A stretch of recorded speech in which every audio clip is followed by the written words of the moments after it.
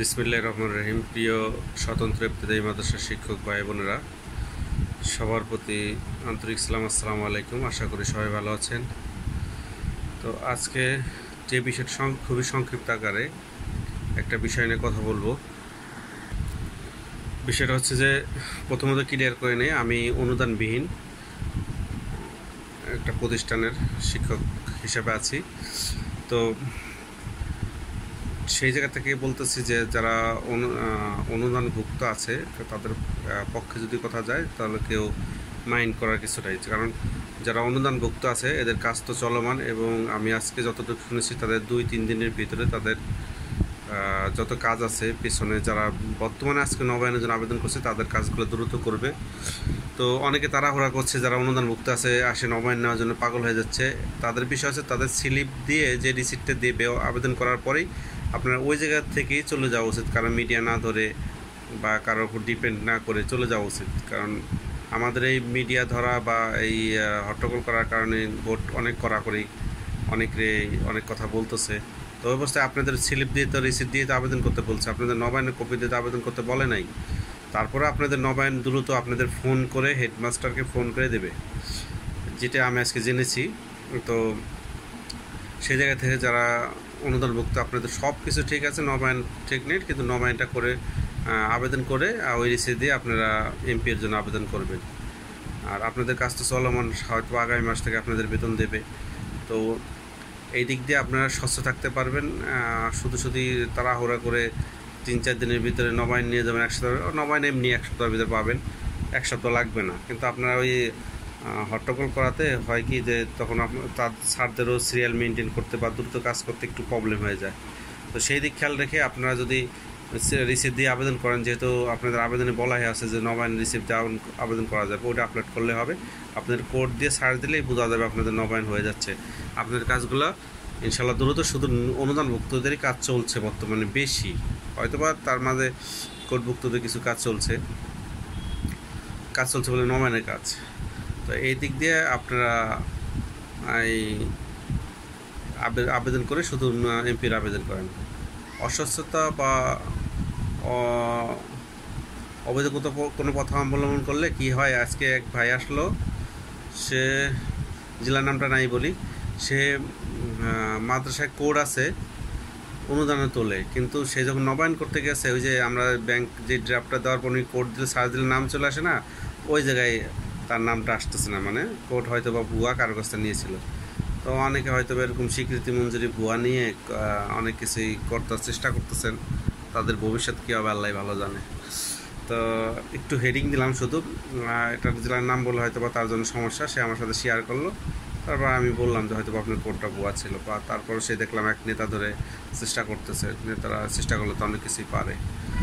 তো দেখা যাক, হইলে ভালো, আলহামদুলিল্লাহ। আমরা চাই 1519টাই হোক, যেগুলো দাখিল হয়ে গেছে সেগুলোও হোক। আমরা চাই যারা যদি কোনো ভাই পায় সেটা হোক। আমরা চাই 728 কোটি টাকা যেন ব্যাক না যায়, আমাদের এই 1519 হোক, 1200 হোক, 1300, এরাই যেন পায়, অন্যরা না পাক। বা অন্যরা যদি পায় এদের কোনো কষ্ট যেন না থাকে, বিশেষ করে আমাদের যে 1519টা নিয়ে যেসব নেতা কাজ করে তারা যেন কষ্ট না পায়। কারণ 1519টা যদি আগে হয় তাদের অনেক লাভ আছে, আর এইগুলো পিছ হইলে তাদের অনেক লাভ আছে। লাভটা কোথায়? ওই যে সেই সিস্টেম।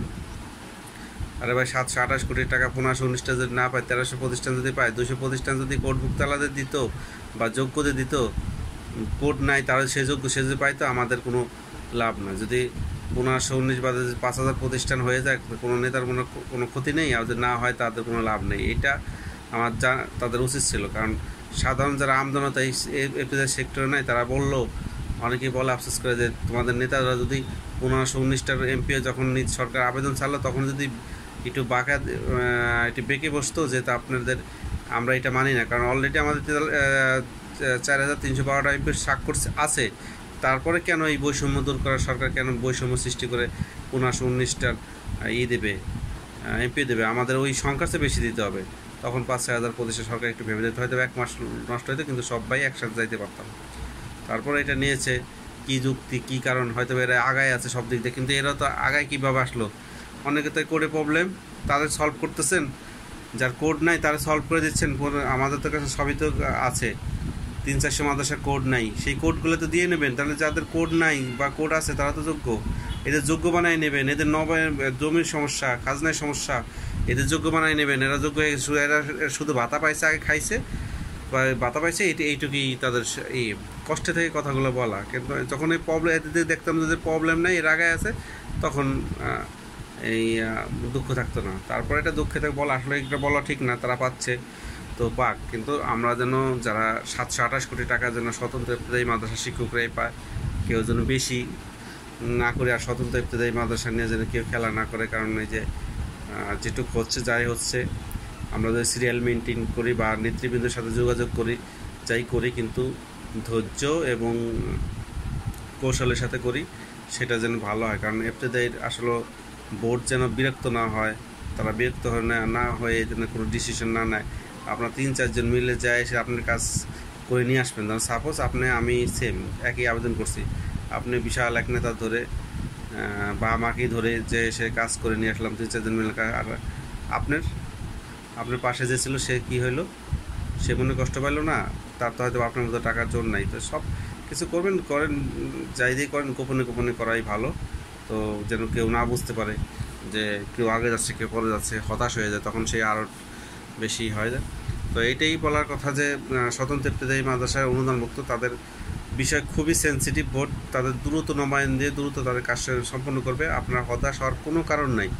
আমি যতটুকু দেখেছি, আমার নবায়ন আরও 3-4 মাস আগে দেওয়া, কিন্তু আপনাদের দেখে আমি 3 দিন যে বোর্ডে গেলাম, আজকে থেকে 3 দিন আমি কিন্তু চাপ প্রেশার ক্রিয়েট করিনি। আমি দেখতেছি যে আমারটা পরে হবে, তাহলে এরা নেই আগে এদেরই। আমি যদি কারোর প্রেশার ক্রিয়েট করিনি, কোথাও বেশি বিশৃঙ্খলা বা কারোর সাথে লবিং করার চেষ্টা করি না। আমি তো একবার জিজ্ঞেস করছি, বললো যে 15-19টা কাজ হচ্ছে এদের, তা আমি ওইটাই বললাম। আমরা তো একটু জানছি শুধু যে আমাদের লাস্ট সিগনেচার আমারটা তো বাকি আছে, তো এইটুকু জানা আছে। তো আমি চেষ্টা করছি, দেখছি যে যারা যাচ্ছে যাক।